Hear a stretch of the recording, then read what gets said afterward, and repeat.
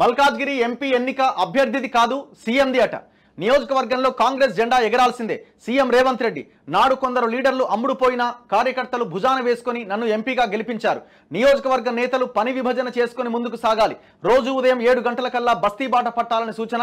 మల్కాజ్గిరి లోక్సభ నియోజకవర్గ నేతలు కార్యకర్తలతో సమావేశమట. మల్కాజ్గిరిలో పట్న మహేందర్ రెడ్డి భార్యకి ఇస్తేనే గెలుస్తుందా, ఇంకెవరికి ఇచ్చినా గెలవరన్నట్టు.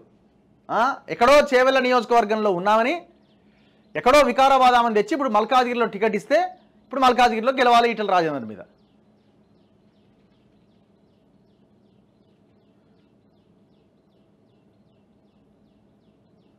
మల్కాజ్గిరి ఎంపీ ఎన్నిక అభ్యర్థిది కాదని, ముఖ్యమంత్రిదని CM PCC chief Revanth Reddy అన్నారు. తాను సీఎంగా మాట్లాడుతున్నానంటే దానికి కారణం గొప్పతనం మల్కాజ్గిరి లోక్సభ నియోజకవర్గ నేతలు కార్యకర్తలదే అన్నారు. ఆనాడు కొందరు నాయకులు అమ్ముడుపోయినా కార్యకర్తలు భుజాలపై మోసి నన్ను ఎంపీగా గెలిపించి ఢిల్లీకి పంపించారు.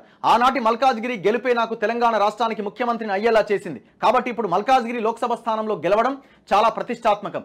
అక్కడ కాంగ్రెస్ జెండా ఎగరాల్సిందే అని అన్నారు. గురువారం ఆయన జూబ్లీ హిల్స్ లోని తన ఆఫీసులో మల్కాజ్గిరి లోక్సభ నియోజకవర్గ స్థాయి సన్నాహక సమావేశం నిర్వహించారు. నియోజకవర్గానికి చెందిన నేతలు కార్యకర్తలతో మాట్లాడారు. దేశంలోనే అతిపెద్దదైన మల్కాజ్గిరి లోక్సభ స్థానాన్ని ఎట్టి పరిస్థితుల్లోనూ వదులుకోవద్దని, మళ్లీ గెలిచి తీరాలని పార్టీ కార్యకర్తలకు దిశానిర్దేశం చేశారు. నా బలం నా బలగం మీరే. నియోజకవర్గంలోని 2964 బూతులకు చెందిన ప్రతి కార్యకర్త సైనికుడిలా పనిచేసి 2019 లోక్సభ ఎన్నికల్లో నన్ను గెలిపించారు. కేసీఆర్ పతనం అక్కడి నుంచే మొదలైంది. ఇప్పుడు ఆ సిట్టింగ్ స్థానాన్ని తిరిగి కైవసం చేసుకునే వరకు కార్యకర్తలు విశ్రమించొద్దు అని ఆయన సూచించారు. నియోజకవర్గంలోని 7 అసెంబ్లీ సెగ్మెంట్లకు పోటీ చేసిన అభ్యర్థులు 5 అభ్యర్థులతో కమిటీ వేసుకోవాలని, పోలింగ్ బూత్ల వారీగా పని విభజన చేసుకుని సమీక్షించుకోవాలన్నారు. శుక్రవారం సాయంత్రం కంటోన్మెంట్లో కార్యకర్తల సమావేశం నిర్వహించాలన్నారు. ఉదయం 7 గంటలకల్లా ప్రతిరోజు నాయకులు బస్తీ బాట పట్టాలని ఆయన సూచించారు. ప్రణాళికాబద్ధంగా ప్రచారం నిర్వహించుకోవాలని, మల్కాజ్గిరి క్యాంపెయిన్ మోడల్ రాష్ట్రమంతటా అనుసరించేలా పని చేయాలి అన్నారు.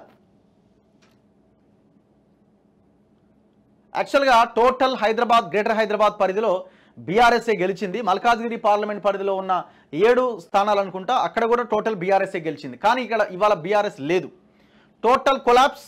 ఇప్పుడు పోటీ కాంగ్రెస్ వర్సెస్ బీజేపీగా ఉన్నది.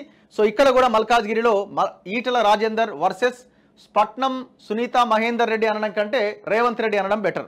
ఆయన చాలా ప్రతిష్టాత్మకంగా తీసుకొని ఎన్నిక నిర్వహించాలనుకుంటున్నాడు, కానీ చెత్త క్యాండిడేట్ని అక్కడ నిలబెట్టినాడు. క్యాండిడేట్ దొరకలేదు వాళ్ళకి.